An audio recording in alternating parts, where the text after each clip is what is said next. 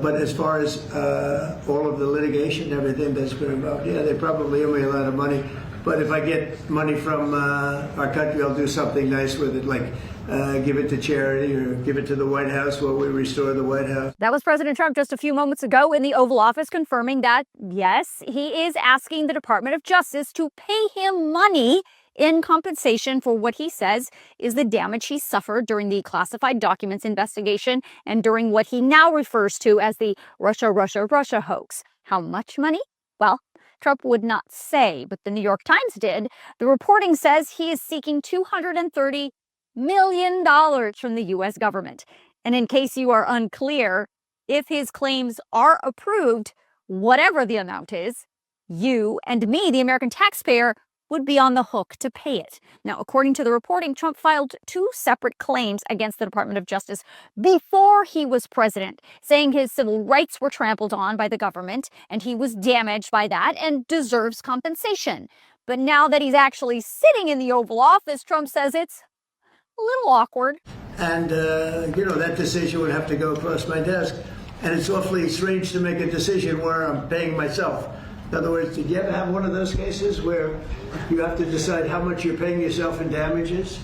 But I was damaged very greatly, and any money that I would get, I would give to charity. So what is this damage that Trump keeps talking about? Well, according to the reporting, Trump filed the first claim for compensation in 2023 for what Trump now calls the Russia hoax. The other claim was filed in 2024 over the FBI search of his Mar-a-Lago home during the classified documents investigation. Of course, the FBI didn't just burst into Mar-a-Lago because they felt like it on a random day. That raid was approved by a judge. They had a valid search warrant, which was issued because of what the Biden Justice Department described as unauthorized and highly classified documents sitting in boxes in Trump's Mar-a-Lago ballroom and bathroom in Florida. Now, it's also worth noting, about the same time, the Biden FBI also searched then President Biden's own home and office because they also believed he was holding on to unauthorized, highly classified documents. Also, just in case you forgot, former Vice President Mike Pence also raised his hand at the same time and said, yeah, I think I got some of those classified documents in my possession too. Now, for the record, in the Trump classified documents case in July of 2024, a Florida federal judge dismissed the federal charges against then candidate Donald Trump. Special counsel Jack Smith appealed that ruling, but then Trump won the election, so Smith resigned, and the Biden Department of Justice dropped the appeal. So that case never actually finished, but the last ruling is what stands, which was case dismissed.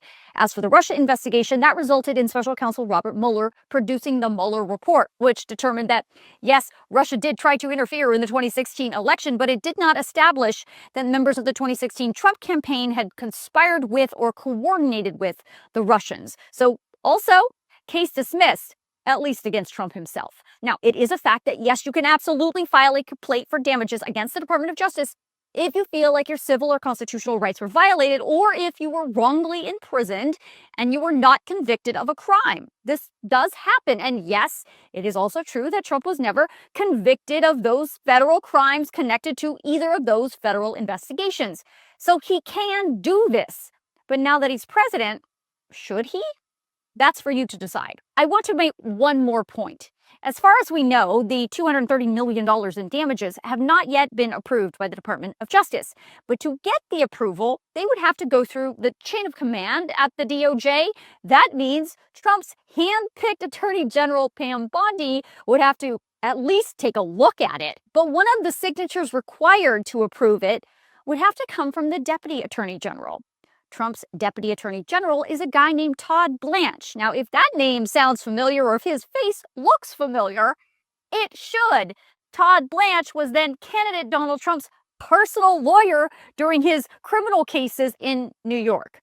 Blanche was also the DOJ representative who recently flew down to Florida to interview Epstein co-conspirator Ghislaine Maxwell. A few days after Blanche conducted that interview, Maxwell was transferred out of her high-security prison and into a low-security federal camp in Texas.